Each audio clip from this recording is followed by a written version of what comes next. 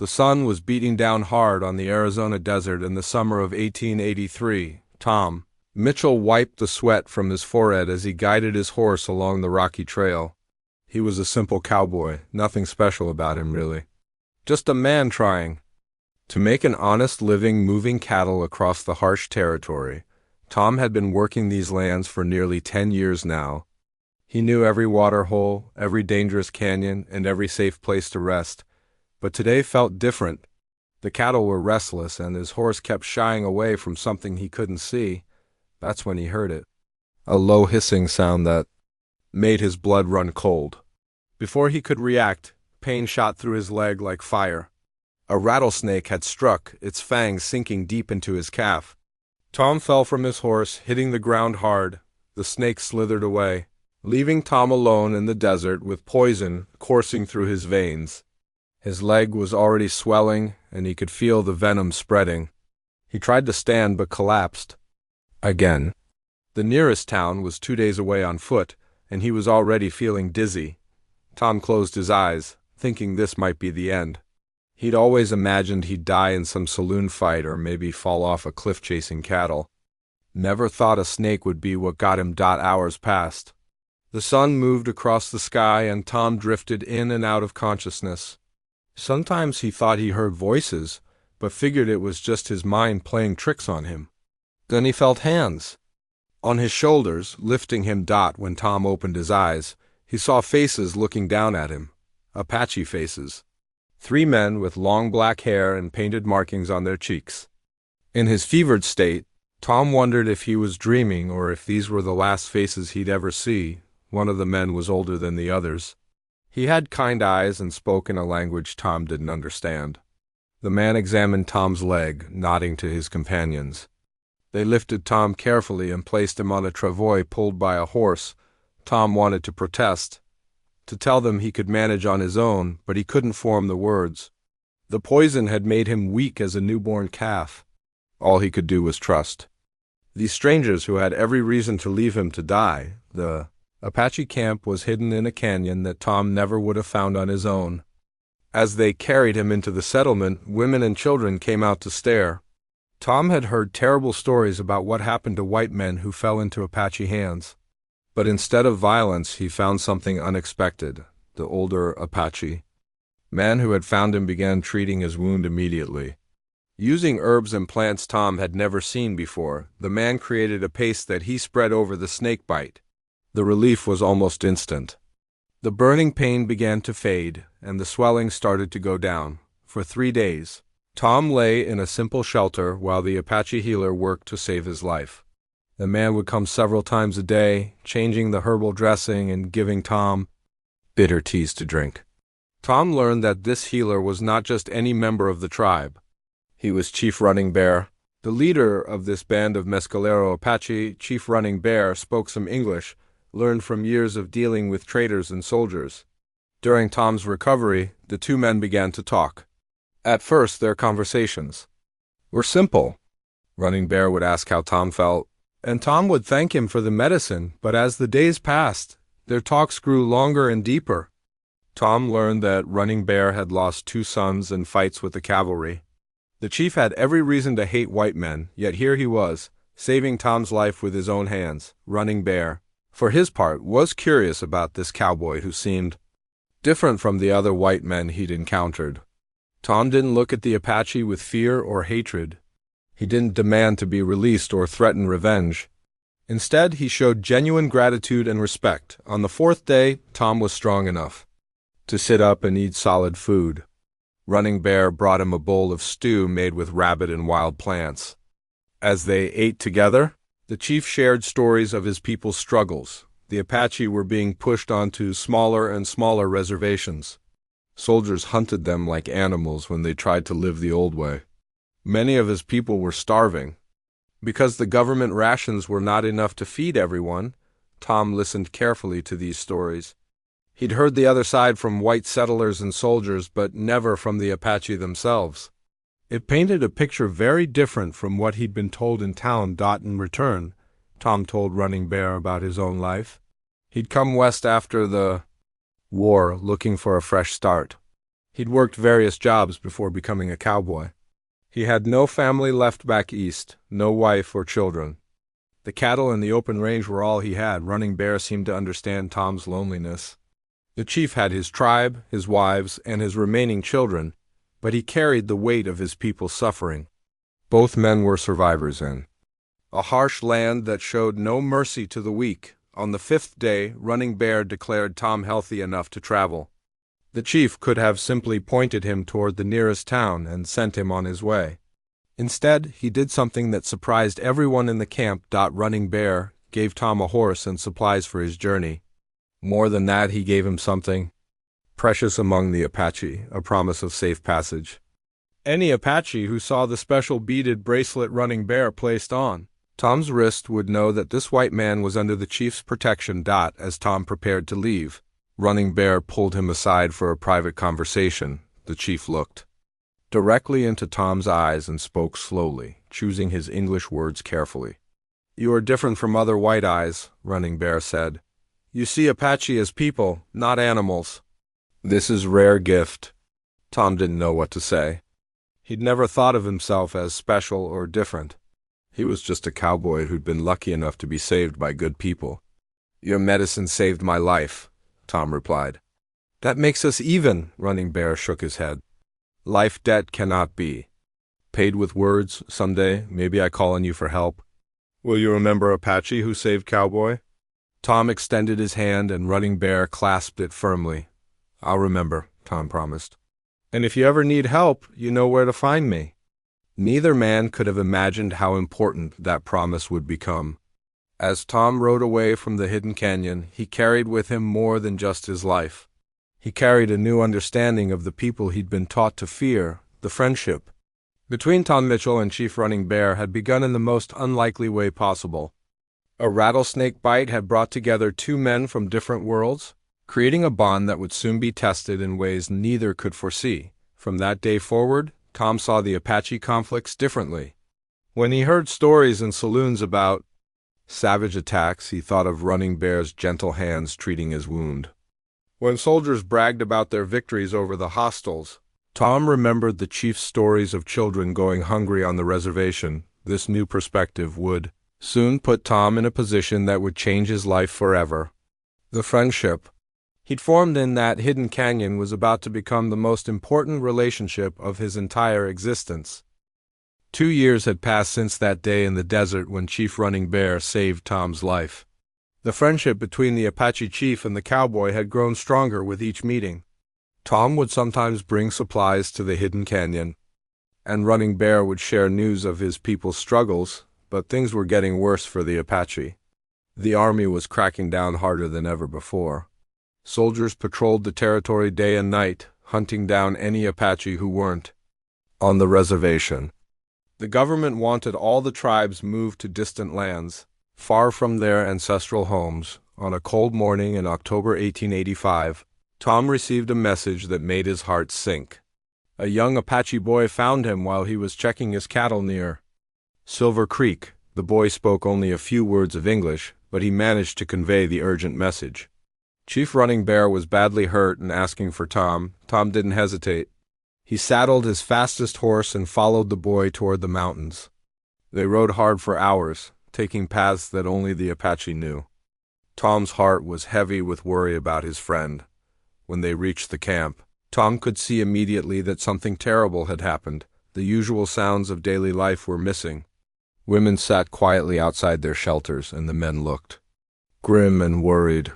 Children stayed close to their mothers instead of running around and playing. The boy led Tom to Running Bear's lodge. Inside, the chief lay on a bed of furs, his breathing shallow and labored. A bloody bandage covered his chest where a cavalry bullet had found its mark. 3 days earlier, Running Bear's eyes lit up when he saw Tom enter the lodge. Despite his pain, the chief managed a weak smile. "My friend," he whispered in English. "You came." Tom knelt beside his friend, shocked by how pale and weak the mighty chief had become. "Of course I came. What happened?" Running Bear's wife, Morning Star, sat beside him, holding his hand. She was a beautiful woman in her 30s, with intelligent dark eyes and long braided hair. On the other side of the lodge sat Silent Moon. Running Bear's younger wife. She was barely 20, with a face that showed both strength and gentleness. Soldiers came to reservation, Running Bear explained slowly, each word an effort.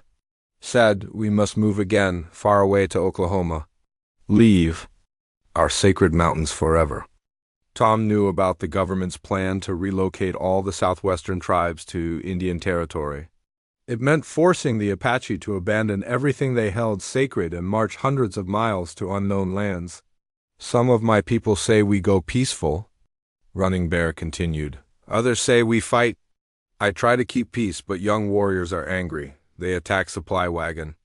The chief paused, struggling to breathe. Morning Star gently wiped sweat from his forehead with a soft cloth.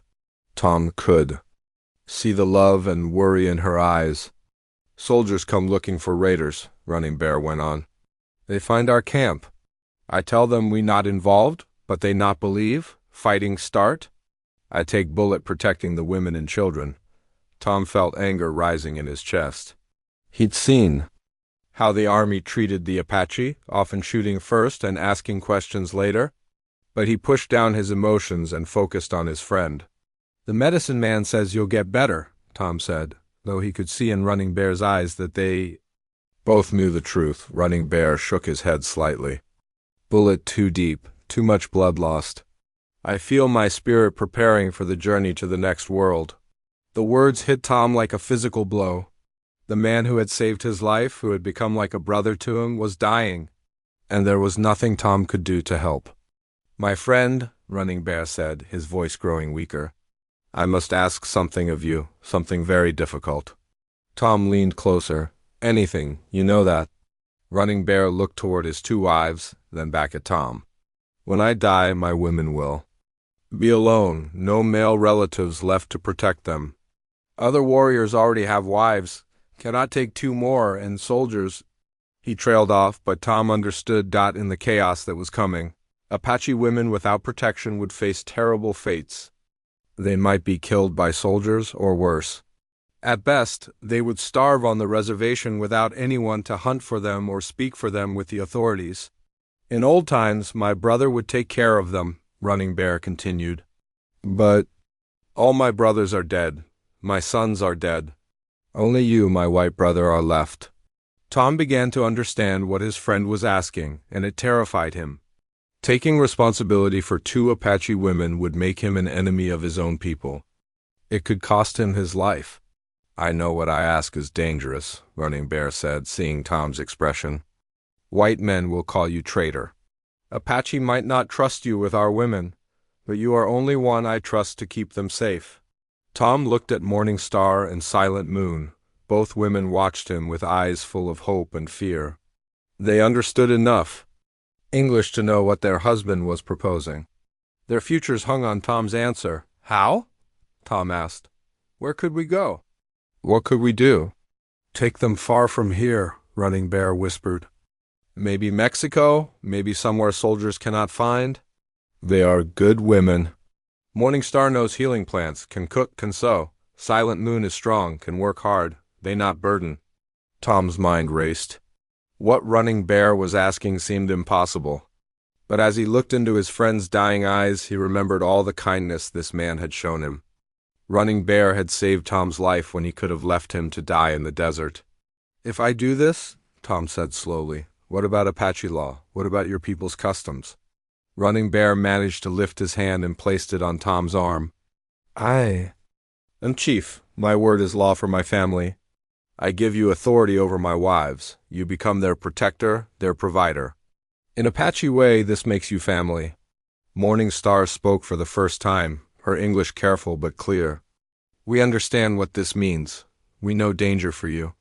But our husband choose you because he trusts you with our lives. Silent Moon nodded, tears running down her cheeks. We be good. We work hard, we never bring shame. Tom felt the weight of the moment settling on his shoulders. This wasn't just about helping two women. This was about honoring the deepest trust one man could place in another. Running Bear was offering him the most precious things in his life, his wives, his responsibility, his sacred duty.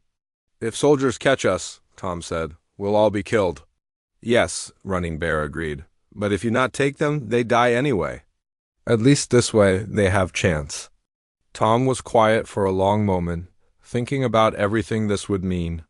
He would be giving up his peaceful life as a cowboy. He would become a fugitive, always running, always hiding. He might never be able to return to the world he knew, but he also thought about the debt he owed this man. More than that, he thought about what was right. These were good people facing a terrible fate through no fault of their own. "All right," Tom said finally, "I give you my word. I'll protect them with my life." Relief flooded Running Bear's face. He closed his eyes and smiled peacefully for the first time since Tom had arrived. "Thank you, my brother," the chief whispered. "Now I can die with honor, knowing my wives will be safe." Running Bear called for his medicine man and the tribal elders. In a ceremony that Tom barely understood, the dying chief formally placed Morning Star and Silent Moon under Tom's protection. It was an unprecedented act that shocked some members of the tribe, but none dared question their chief's final wishes. That night, Chief Running Bear died peacefully in his sleep, holding his wives' hands. Tom sat with them through the long, dark hours, beginning to understand the enormous responsibility he had accepted. By morning, their old lives would be over, and a dangerous new journey would begin. The morning after Chief Running Bear's death, Tom woke up to a reality that seemed impossible to believe. He was now responsible for 2 Apache women in a territory where such an arrangement could get them all killed. As he sat outside the lodge, where the chief's body lay prepared for burial, Tom wondered what he had gotten himself into. The Apache mourning rituals lasted 3 days. During this time, Tom stayed in the camp, trying to figure out how to keep his promise to his dead friend. Every minute they delayed increased the danger. Army patrols were searching for this band of Apache, and when they found the camp, there would be no mercy for anyone. Morning Star seemed to understand the urgency better than anyone. On the second day of mourning, she approached Tom with a practical plan already forming in her mind. "We must leave soon," she said quietly, so the other Apache wouldn't hear. "Soldiers will come. When they find Chief dead, they will take all women and children to reservation by force." Tom nodded. He'd been thinking the same thing. The reservation was like a prison where the Apache were slowly dying of disease and starvation. But leaving meant becoming fugitives with no safe place to go. "Where can we hide?" Tom asked. "Every town for hundreds of miles knows my face. And traveling with you two ... He didn't finish the sentence, but Morning Star understood. "We know hidden places," she said. "Caves in mountains where army cannot find. Water holes that only Apache know. We can survive if we are careful." Silent Moon joined their conversation, speaking in her soft voice. "I have relatives in Mexico. My mother's sister married into Chiricahua band that crossed border years ago. Maybe they help us." This was the first real hope Tom had heard since accepting his responsibility. Mexico was beyond the reach of the U.S. Army. If they could make it across the border, they might have a chance to build some kind of life, but Mexico was 300 miles away through some of the most dangerous territory in the Southwest. They would have to cross lands patrolled by cavalry, avoid towns full of hostile settlers, and survive in the desert with limited supplies. On the third night after Running Bear's burial ceremony was complete, Tom made his decision. They would leave before dawn, while the rest of the tribe was still sleeping. It would be easier for everyone if they simply disappeared. Tom had brought his spare horse and a pack mule to the camp. It wasn't much for 3 people making such a long journey, but it would have to do. He spent the evening checking his weapons and planning their route. Morning Star and Silent Moon gathered their few possessions. Each woman had only what she could carry in a single bag: some clothes, personal items, and the tools they would need to survive. Morning Star carefully packed her collection of healing herbs and plants. Silent Moon brought her sewing kit and a small knife that had belonged to her father. As the night wore on, Tom felt the full weight of what he was attempting. He was a simple cowboy who knew how to rope cattle and fix fences. Now he was responsible for keeping 2 women alive in one of the most hostile environments in America. The other Apache in the camp knew what was happening, though no one spoke of it openly. Some of the warriors looked at Tom with suspicion, wondering if this white man could really be trusted with their chief's wives.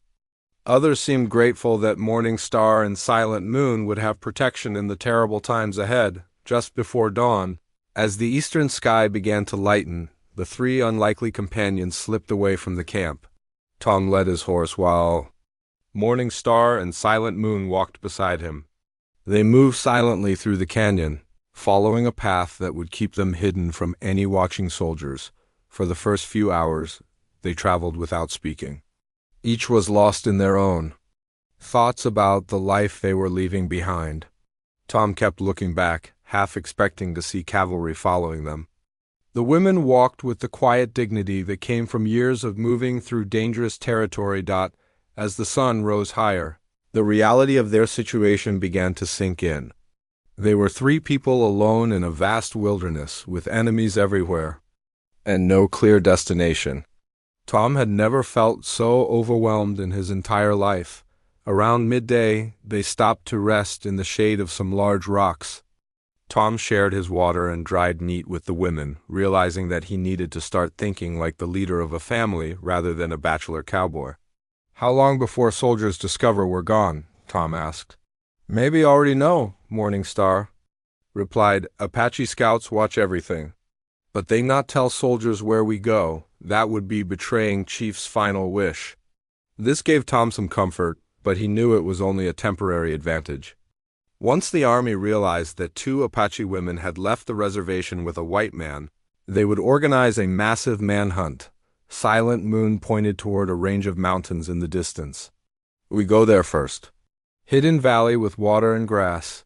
For horses, safe place to rest and plan." Tom studied the mountains through his field glasses. They looked impossibly far away, and the terrain between here and there was completely open. Anyone watching from high ground would see them coming for miles. "We'll have to travel at night," Tom decided. "During the day, we find shelter and sleep. It's the only way to avoid being spotted." The women agreed, though Tom could see the worry in their eyes. Traveling at night through unfamiliar territory was dangerous, especially with horses that could step in holes or stumble on rocks.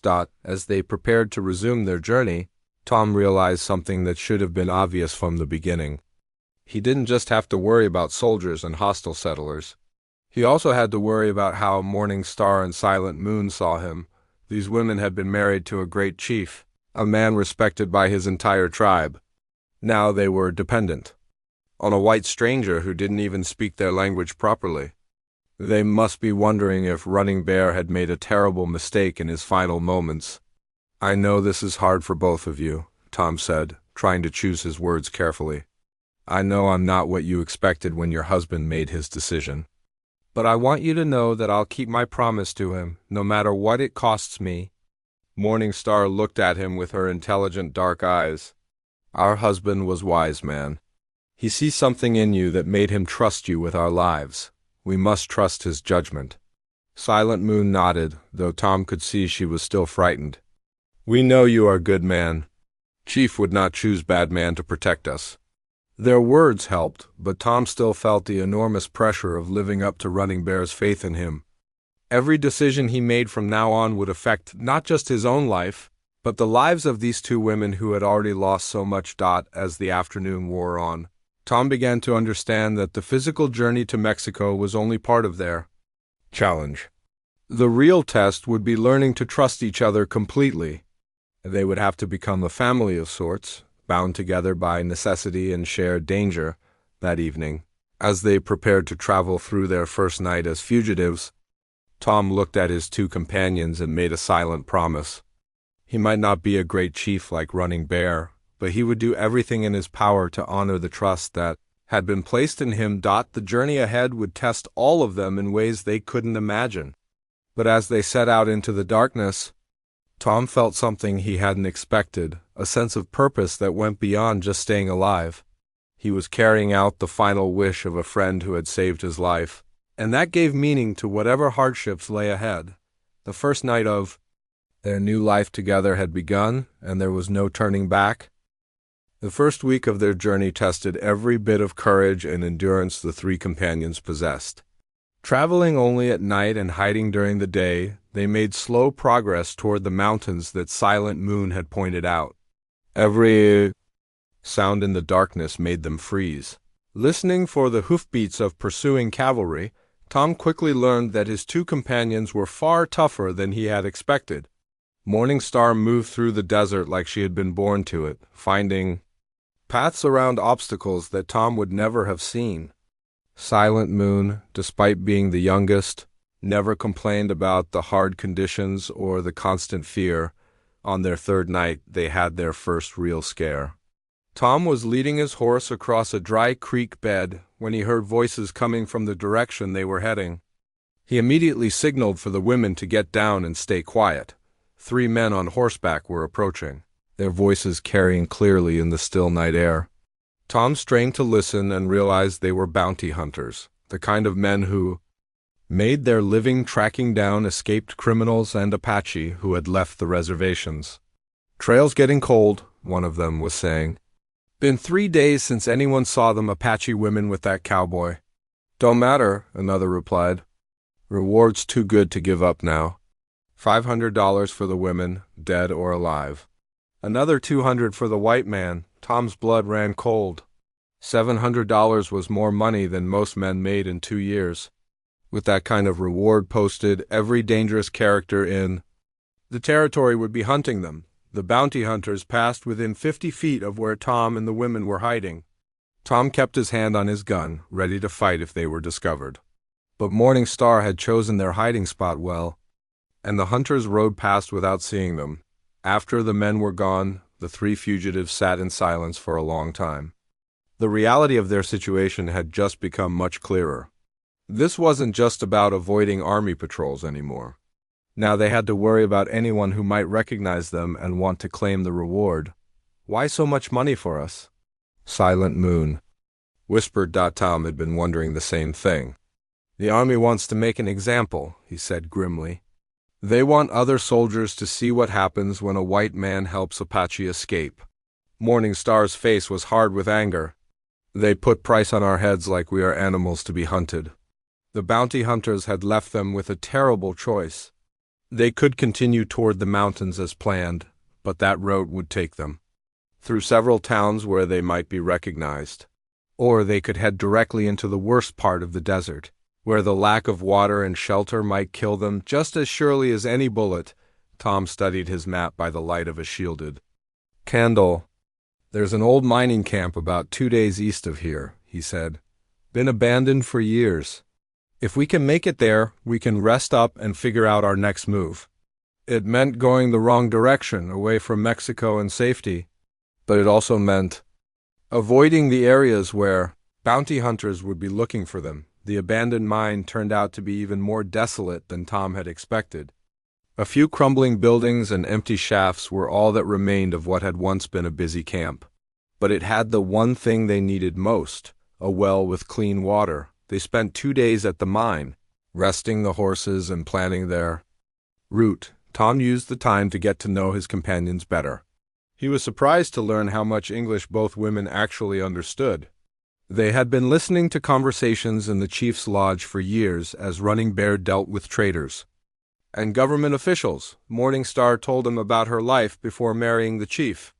She had been trained as a medicine woman by her grandmother, learning the healing properties of dozens of plants that grew in the desert. Her knowledge could be valuable in keeping them healthy during their long journey. Silent Moon shared stories of her childhood when her band had been free to roam the mountains and valleys according to the old ways. She spoke of a time when the Apache had been proud and independent, before the coming of the railroads and the military campaigns that had driven them onto reservations.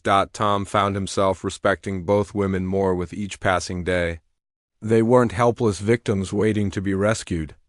They were strong, intelligent people who had survived things that would have broken many men. On their third morning at the mine, Tom made a discovery that changed everything. While exploring one of the abandoned buildings, he found recent signs that someone had been there. Fresh horse droppings, the remains of a campfire, and most troubling of all, empty whiskey bottles. "Someone's been using this place as a hideout," Tom told the women. "Probably outlaws or deserters from the army." This meant they couldn't stay at the mine any longer. Whoever had been there might return at any time, and they would certainly be interested in claiming the reward for turning in 3 fugitives. They packed quickly and left the mine that evening, heading northwest toward a range of hills that Morning Star said contained hidden caves. The journey would take them farther from Mexico, but they needed a safe place to hide while they figured out how to get past the net of bounty hunters. The hills were harder to navigate than the open desert. Rocky terrain made it difficult for the horses, and several times they had to backtrack when they encountered cliffs or deep ravines. But Morning Star's knowledge of the land proved invaluable. She led them to water sources that weren't marked on any map and found paths that only someone who had lived in this country for generations would know. On their second night in the hills, they finally found what they were looking for. A narrow canyon led to a cave that was large enough for them and their horses.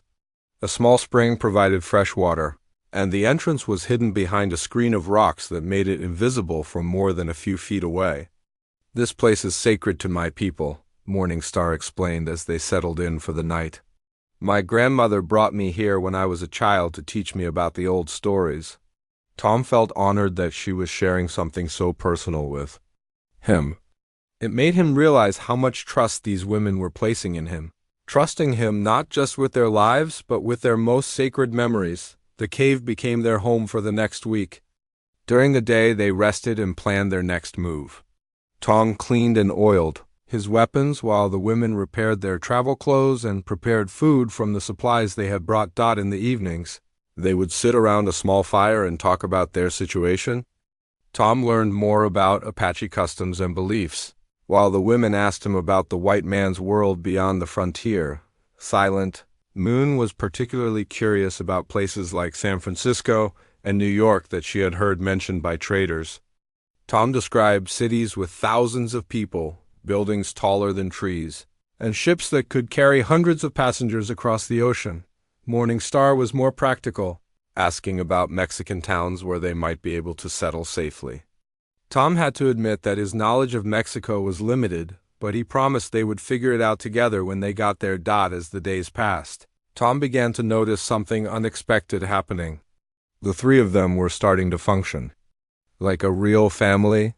Morning Star naturally took charge of planning and organizing, like the senior wife she had been in running Bear's household.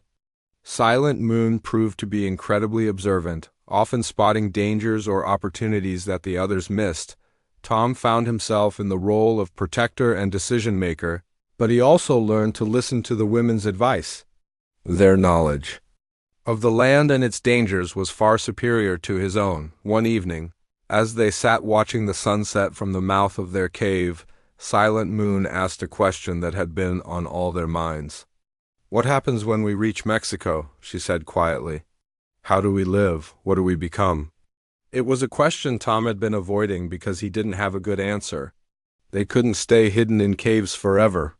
Eventually they would have to find a way to build some kind of normal life. "We'll figure it out," Tom said, trying to sound more confident than he felt. "Good people can make a life anywhere if they stick together." Morning Star nodded thoughtfully. "Chief chose you because he believed you would keep us safe. But maybe he also believed you would help us find new purpose." That night, as Tom lay awake listening to the desert wind, he thought about Running Bear's faith in him. The chief had given him more than just responsibility for 2 women. He had given him the chance to become something more than just a cowboy. Drifting through life without purpose. The journey to Mexico was far from over, and the dangers they faced were very real. But Tom was beginning to understand that this wasn't just about survival anymore. It was about 3 people from different worlds learning to trust each other completely as they built something new together. 3 weeks into their journey, Tom began to see his companions in a completely different light. What had started as a desperate promise to a dying friend was slowly becoming something he had never expected. A real family bond built on mutual trust and respect. The change happened gradually, through countless small moments of shared hardship and cooperation. When Tom's horse went lame after stepping on a sharp rock, Morning Star immediately knew which plants to use to reduce the swelling. When Silent Moon spotted a dust cloud that might have been pursuing riders, her quick warning allowed them to hide before being seen. Most importantly, Tom learned to see past the surface differences that had once seemed so impossible to overcome. Morning Star and Silent Moon weren't just Apache women that he was helping escape. They were individuals. With their own personalities, hopes, and fears, Morning Star was clearly the natural leader of their small group. She had been the chief's first wife and was used to making important decisions. Her knowledge of desert survival was incredible, and Tom found himself turning to her for advice more and more often. "Water will be a problem soon," she told him one evening as they studied their route. "Next reliable source is 3 days' travel, but Army patrol that area regular." Tom looked at their remaining water supply and realized she was right. They were down to less than 2 days' worth, even with careful rationing. "What do you suggest?" he asked, genuinely wanting her opinion.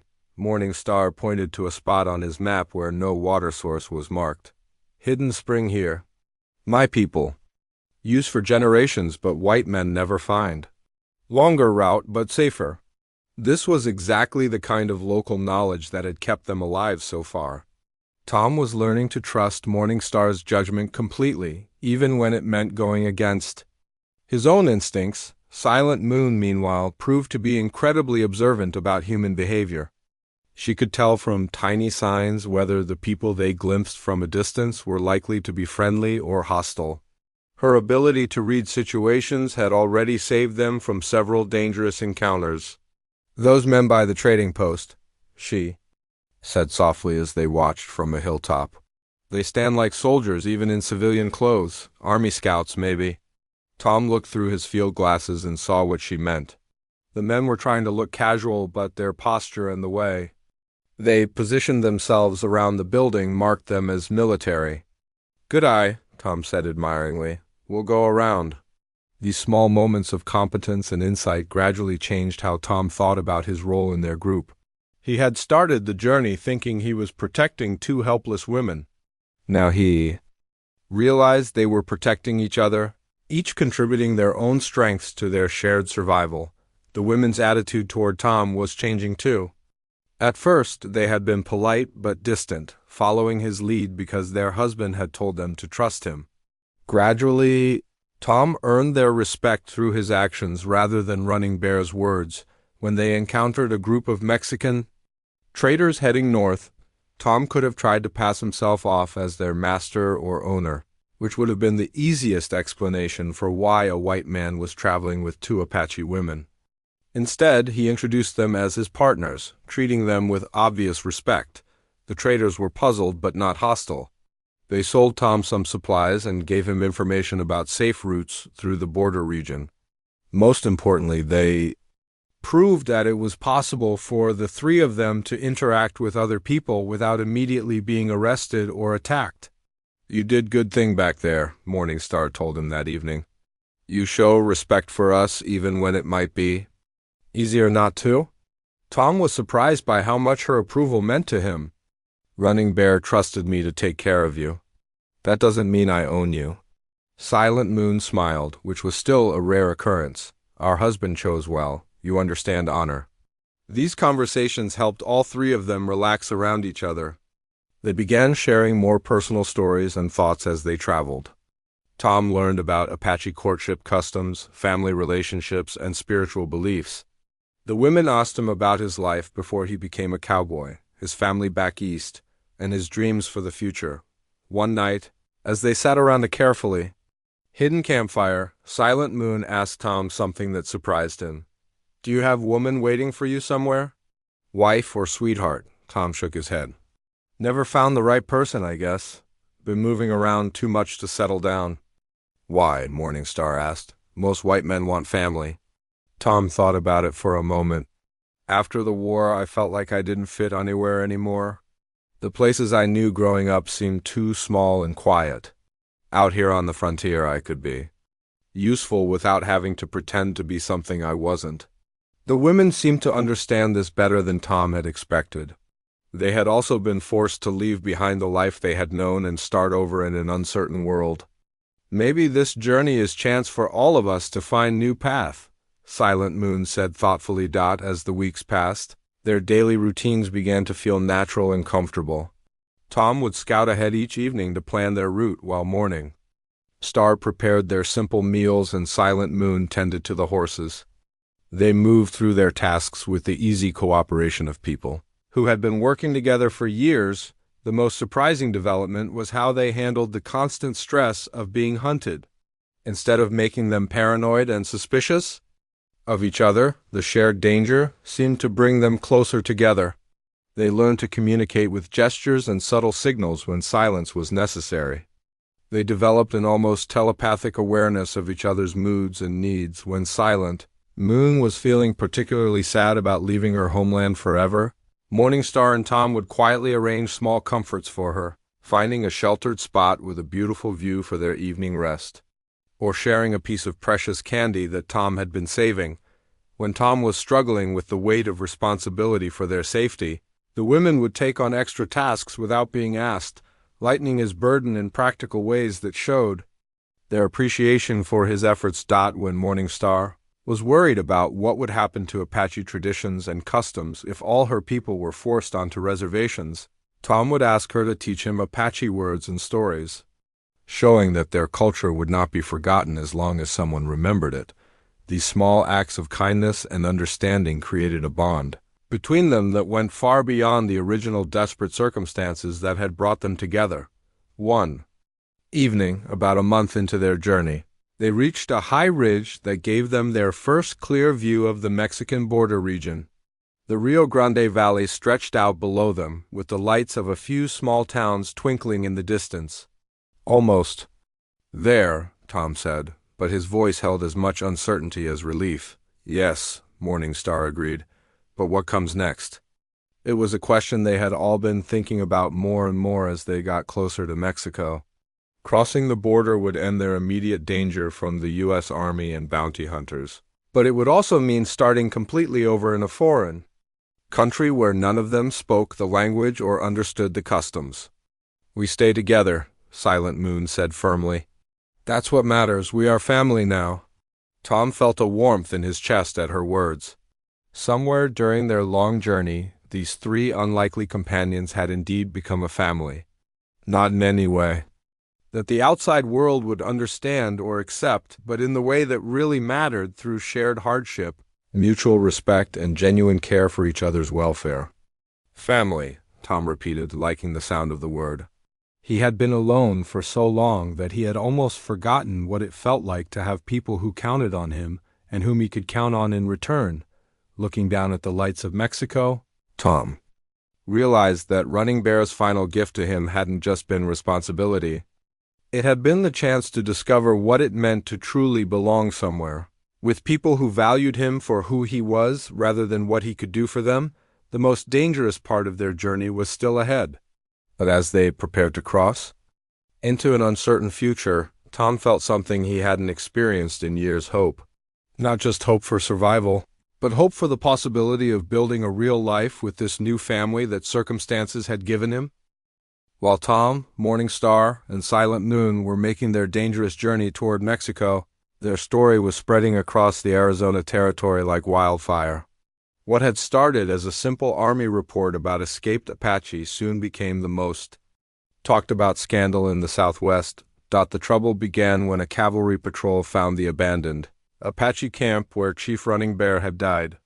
The soldiers discovered that 2 women were missing, along with clear signs that they had left with a white man and horses. When the patrol questioned the remaining Apache, they learned the shocking truth about what Running Bear had done in his final hours. Lieutenant Colonel William Hayes, commanding officer at Fort Apache, couldn't believe what his men were telling him. A dying Apache chief gave his wives to a white cowboy, he demanded. That's the most ridiculous thing I've ever heard. But the evidence was undeniable.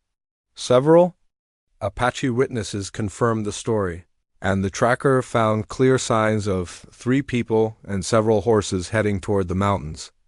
Hayes realized he was dealing with something unprecedented in his 20 years of frontier service. The colonel's first instinct was to handle the matter quietly. A small patrol could probably track down the fugitives within a few days, and the whole embarrassing incident could be forgotten.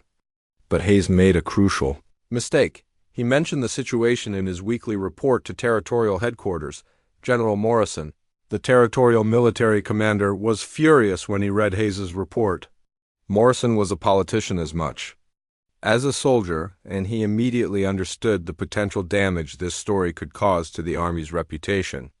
A white man is traveling openly with 2 Apache women? Morrison demanded when he summoned Hayes to his office. Do you have any idea what the newspapers will do with this information? Morrison had good reason to be worried.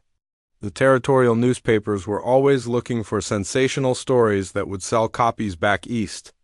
A tale of forbidden romance between different races was exactly the kind of scandal that would capture public attention. Unfortunately for Morrison, word of the story had already leaked beyond military circles. A supply contractor who had overheard soldiers talking at Fort Apache mentioned it to his brother, who happened to be a reporter for the Tucson Daily Star, within a week. The story appeared in newspapers across the territory with headlines that made Morrison's worst fears come true. White man flees with Apache chiefs' wives, and Cowboy takes Indian women as his own. The newspaper accounts were wildly inaccurate and sensationalized, but they created exactly the kind of public outrage that Morrison had been trying to avoid. Letters poured in from citizens demanding that the Army track down this traitor to his own race and punish him severely. The story quickly spread beyond Arizona. Newspapers in California, Texas, and New Mexico picked up the tale, each adding their own embellishments. By the time the story reached newspapers back east, it had been transformed into a lurid tale of savage corruption and the breakdown of civilized society on the frontier. The coverage became even more inflammatory when a reporter from the Phoenix Herald interviewed several local settlers about their reactions to the story. The comments he printed revealed the deep racial prejudices of the time. No decent white man would associate with Apache savages, declared Henry Whitman, a prominent rancher. This cowboy has clearly lost his mind or been corrupted by living too close to Indians. He's a disgrace to his race. Another settler, Martha Johnson, was quoted as saying, "Those Apache women have probably cast some kind of spell on him. Everyone knows Indian women use dark magic to seduce white men. It's happened before." These kinds of comments inflamed public opinion even further. Town meetings were held across the territory to demand action from the military.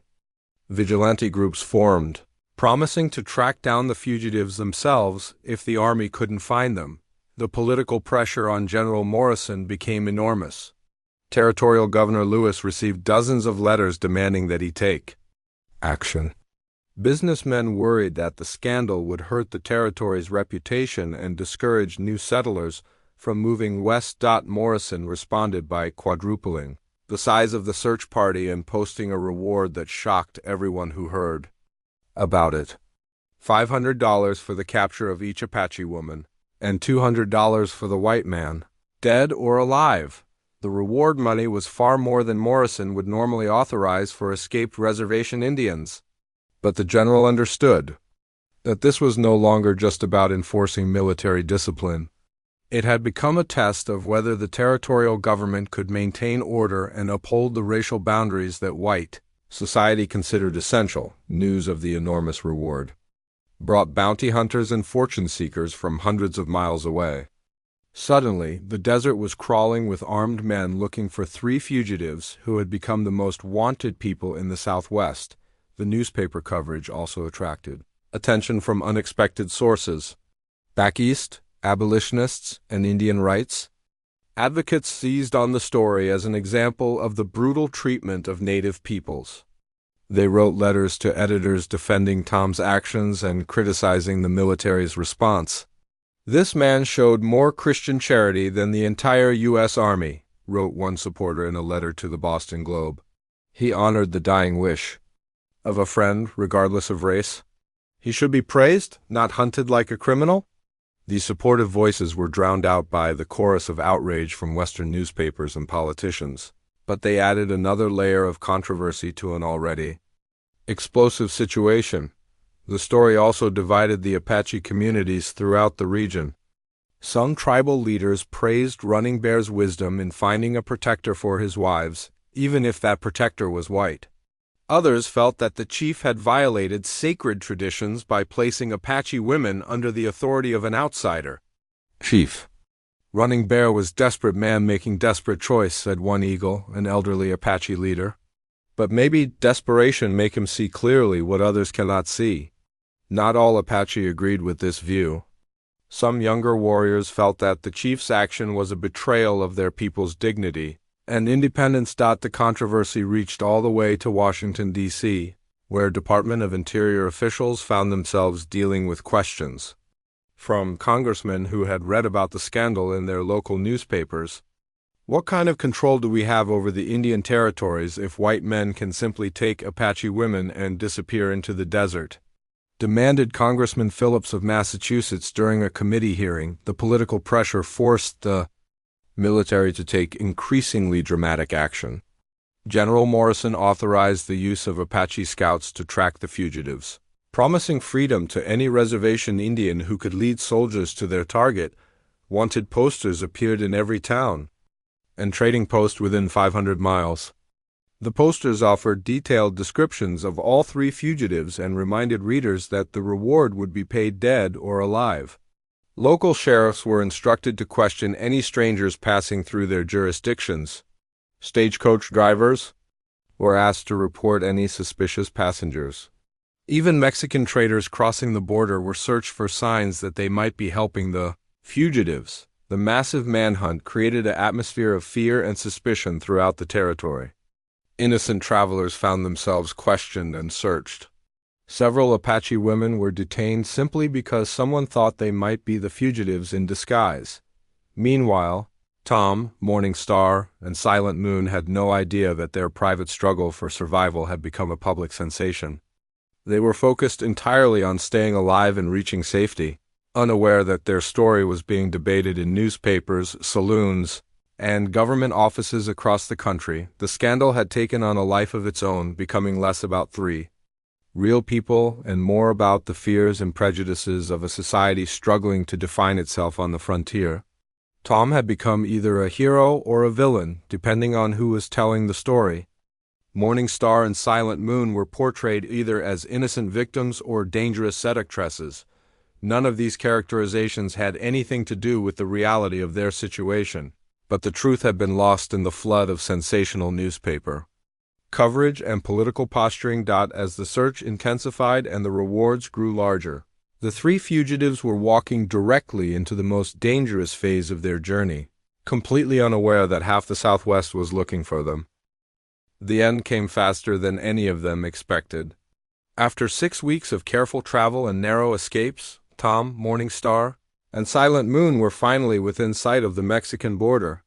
The Rio Grande sparkled in the distance, representing safety and the chance to start a new life. They had made camp in a small canyon just 10 miles from the river, planning to cross at dawn when the border guards would be changing shifts. For the first time since leaving the Apache camp, all three felt like they might actually survive their desperate journey. Tom was cleaning his rifle when Silent Moon suddenly grabbed his arm. "Riders coming," she whispered urgently. "Many riders." Tom looked where she was pointing and felt his heart sink. At least 8 men on horseback were approaching their canyon, spread out in a line that would prevent any escape. Even from a distance, Tom could see the glint of weapons and the purposeful way the riders moved. "Bounty hunters," Tom said grimly. He had been dreading this moment for weeks, knowing that eventually someone would track them down. The huge reward had brought every dangerous man in the territory to hunt them. Morning Star quickly began gathering their essential supplies while Tom checked his weapons. They had 2 rifles, 2 pistols, and barely enough ammunition for a short fight. Against 8 experienced hunters, their chances were not good. "We could try to run," Tom said, though he knew it was hopeless. Their horses were tired from the long journey, and the open ground around the canyon offered no cover. "No," Morning Star said firmly. "We make stand here. Better to fight with dignity than be shot in the back while running." Silent Moon nodded agreement, surprising Tom with the calm determination in her young face. Our husband chose you to protect us. We trust you. The bounty hunters had reached the mouth of the canyon and were dismounting to approach on foot. Tom could hear their voices echoing off the rock walls as they organized their attack. "That's them all right," called out a gruff voice that Tom recognized as belonging to Jake Murdoch, one of the most ruthless bounty hunters in the territory. "The cowboy and his Apache women, $700, boys. Easy money." Another voice laughed coldly. "Dead or alive," the poster said. "Might be easier to take them dead and avoid any trouble on the way back." Tom felt rage building in his chest. These men were talking about murdering Morning Star and Silent Moon as casually as if they were discussing the weather. The women were not criminals or dangerous outlaws. They were just trying to survive in a world that had no place for them. "Listen up, cowboy," Murdoch shouted from behind a large boulder. "You're surrounded and outnumbered. Send out them Apache women and we'll let you ride away. No need for anyone to get hurt." Tom knew it was a lie. The bounty hunters wouldn't let any of them live to tell what had happened. Besides, even if they would keep their word, Tom could never abandon Morning Star and Silent Moon after coming so far together. "Go to hell, Murdoch," Tom shouted back. "These women are under my protection, and they're staying that way." The response was immediate. Gunfire erupted from multiple positions around the canyon as the bounty hunters tried to pin them down. Bullets ricocheted off the rocks around their small camp, sending stone chips flying. Tom positioned himself behind a fallen log, where he could cover the main approach to their position. Morning Star and Silent Moon found shelter behind a large rock, both of them armed with pistols that Tom had taught them to use during their journey. The fight that followed was unlike anything Tom had ever experienced, even during his service. In the Civil War, this wasn't about territory or politics or military strategy.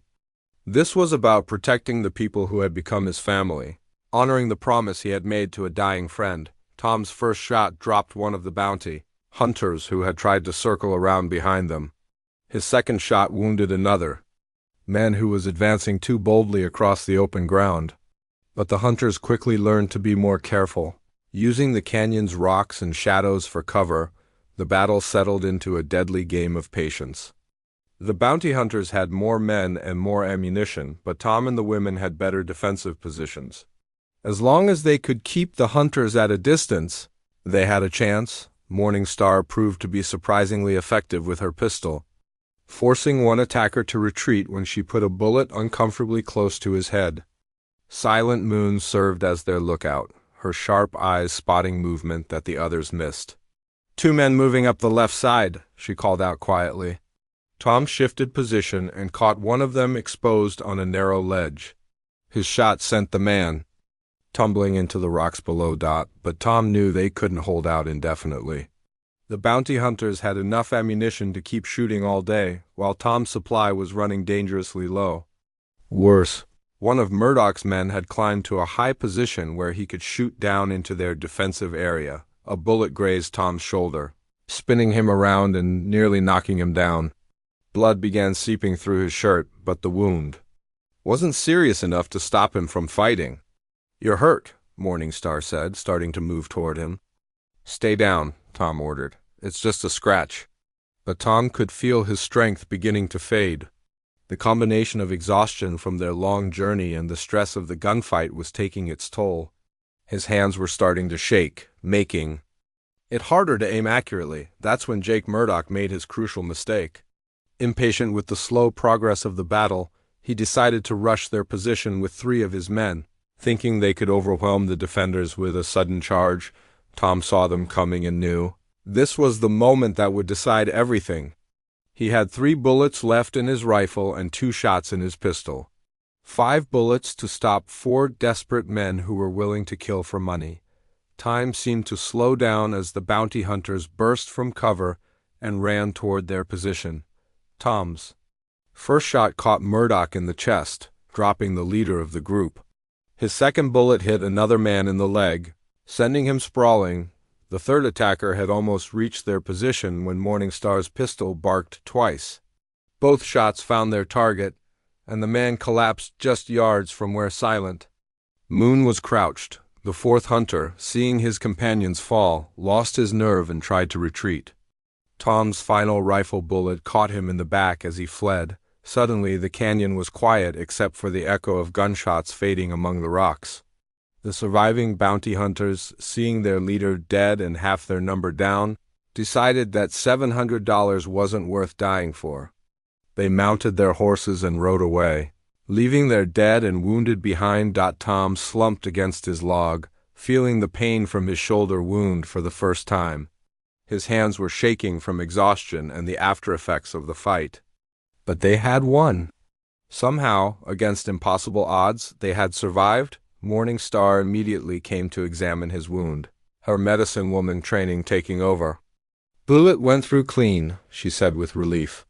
"Will hurt, but not dangerous." Silent Moon was checking to make sure all the attackers were really gone. "No more riders," she reported. "We are safe." But Tom knew their safety was only temporary. The sound of gunfire would bring other searchers, and they were still miles from the Mexican border. His wound would slow them down, and they had used most of their ammunition in the fight.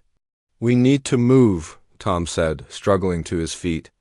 "Others will come looking when these men don't return." Morning Star helped him to his horse while Silent Moon gathered their scattered supplies. They had lost some of their food and water in the fight, but they still had enough to reach the border if they moved quickly. As they rode out of the canyon, Tom looked back at the bodies of the men who had tried to kill them for money. He felt no satisfaction in their deaths, only sadness that it had come to this. All he had wanted was to keep his promise to a dying friend. Instead, he had been forced to become a killer to protect the people he cared about. But as they rode toward the Rio Grande and the safety of Mexico, Tom realized something important. The choice he had made in that canyon, to fight for Morning Star and Silent Moon rather than abandon them, had proven to himself and to them that his commitment was absolute. Running Bear had chosen well when he entrusted his wives to this simple cowboy. Tom had proven himself worthy of that trust in the most decisive way possible. He had been willing to die rather than break his word. The border was still several hours away, and Tom's shoulder throbbed with every step his horse took. But for the first time since this whole journey began, Tom felt truly confident that they were going to make it to safety. They had faced the worst that their enemies could throw at them and emerged victorious. The final test of their journey was behind them. Mexico and a new life lay just ahead. 23 years later, Tom Mitchell stood on the porch of his ranch house in northern Mexico, watching the sun set over the mountains that had become his home.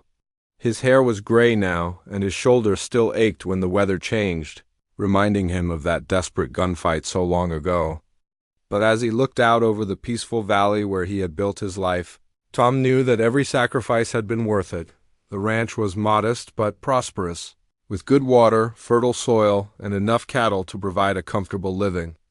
More importantly, it had become a symbol of something that many people had thought impossible. Proof that people from different worlds could build a life together based on respect and love. Morning Star emerged from the house, carrying a cup of coffee for her husband. Yes, husband. They had been married in a simple ceremony performed by a sympathetic Catholic priest 5 years after reaching Mexico. The priest had been puzzled by their unusual situation, but he recognized the genuine love and commitment between them.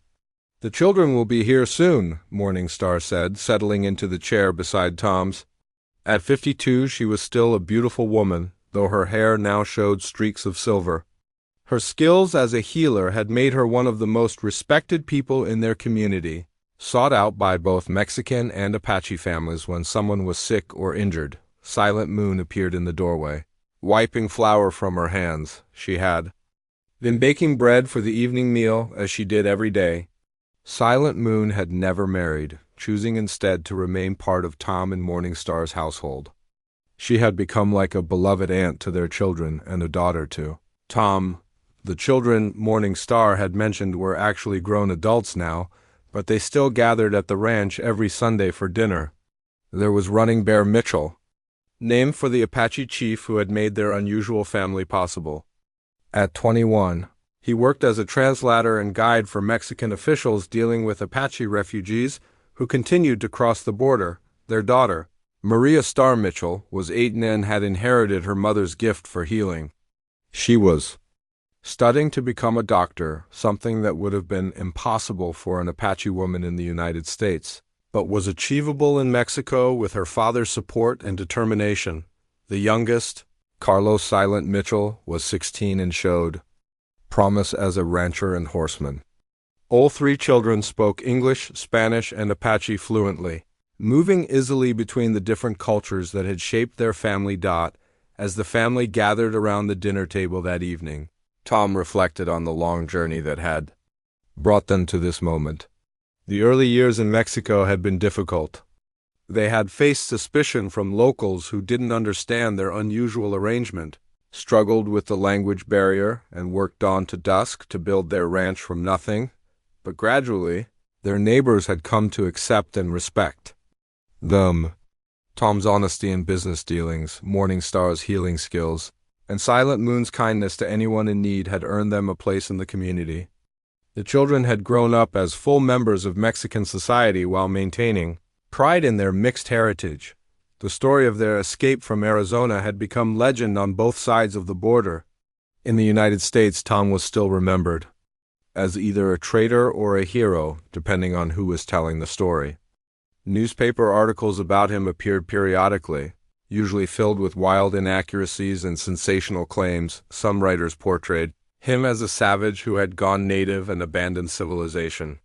Others described him as a romantic figure who had chosen love over social convention. A few more perceptive observers recognized him as a man who had simply kept his word to a friend. Regardless of the cost. In Mexico, the family's story was viewed more positively. They were seen as proof that people from different backgrounds could create something beautiful together. Mexican officials often pointed to the Mitchell Ranch as an example of successful integration when dealing with other refugee families. The Apache communities had their own complex relationship with Tom's legacy. Some traditionalists still believed that Running Bear had made a mistake in trusting his wives to a white man, but many others had come to see the chief's decision as a wise adaptation to changing times. Several Apache families had followed Tom's example, intermarrying with Mexican families and building new lives south of the border. These mixed families often sought out Tom's advice, seeing him as someone who understood the challenges they faced. On this particular Sunday evening, the family had special guests. A young reporter from Mexico City had traveled to the ranch to interview Tom about his famous story. The Mexican government was considering new policies toward Apache refugees, and they wanted to understand how integration had worked in this case. The reporter, a serious young man named Eduardo Vasquez, had been surprised by what he found at the ranch. Instead of the wild frontier characters he had expected, he met a dignified family that seemed completely at home in their adopted country. "Senator Mitchell?" Eduardo asked during dinner. "Do you ever regret the choice you made all those years ago?" Tom considered the question carefully, as he always did when asked about the past. "A man can't regret keeping his word to a friend," he said finally. "Everything good in my life came from honoring that promise." Morning Star reached over and took his hand. "Our husband saved our lives," she said. "But we saved his too in a different way. He was a lonely man before we became family." Silent Moon nodded in agreement.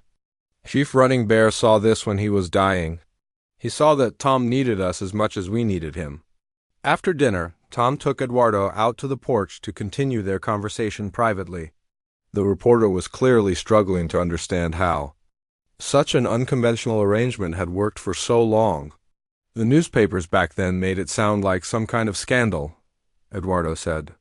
"But seeing your family tonight, it seemed so normal and peaceful." Tom smiled at the young man's confusion. "That's because the newspapers were writing about their own fears and prejudices, not about us. They couldn't imagine that people from different races could simply care about each other as human beings." "But surely there were difficulties," Eduardo pressed. "Cultural differences, language barriers, social disapproval." "Of course there were challenges," Tom acknowledged. "But we faced them together. That's what families do." The reporter scribbled notes as Tom continued. The biggest obstacle was other people's expectations. Everyone wanted us to fit into some category they could understand. But we weren't trying to prove anything to anyone. We were just trying to live good lives and raise our children to be decent people. As the evening grew late and the reporter prepared to leave, Tom walked him to his horse. Eduardo had one final question that had been bothering him all day. Senator Mitchell, do you think your story could happen today? Could a family like yours still overcome the prejudices that exist? Tom looked up at the stars that shone brightly in the clear desert sky. I think there are always people willing to look past differences and see the human being underneath. The question is whether they have the courage to act on that understanding. After the reporter rode away, Tom returned to the porch where Morning Star and Silent Moon were waiting. The three of them sat in comfortable silence, listening to the night sounds of the desert that had become their home. "Do you think we did right by the children?" Silent Moon asked suddenly. It was a question that came up occasionally, usually when they encountered prejudice against people of mixed heritage. "Look at them," Morning Star replied. "Running Bear is helping other Apache families find safety. Maria Star will heal people regardless of their race. Carlos Silent treats everyone with respect. They are good people who make the world better." Tom nodded in agreement. Running Bear would be proud of what his decision created. Not just our family, but all the other families who followed our example. The legacy of their unusual family extended far beyond their own children.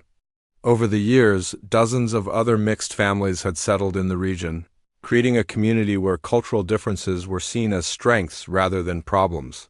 The ranch had become an informal embassy for Apache refugees, a place where they could find help adjusting to life in Mexico.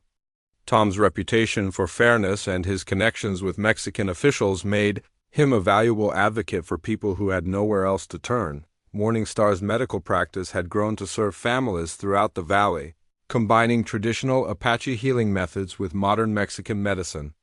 She had trained several other women in her techniques, ensuring that her knowledge would survive even after she was gone. Silent Moon had become the keeper of family history, writing down stories and traditions that might otherwise be lost. Her chronicles of their journey and their early years in Mexico had become valuable historical documents that scholars consulted to understand this unique period of cultural mixing. As Tom prepared for bed that night, he thought about the young reporters' questions. Had their story really challenged people's assumptions about race and culture? Had it made any difference in the larger world? Looking at his children and grandchildren, Tom knew the answer was yes. Each generation seemed more comfortable with diversity, more willing to judge people by their character rather than their background. It was slow progress, but it was real progress.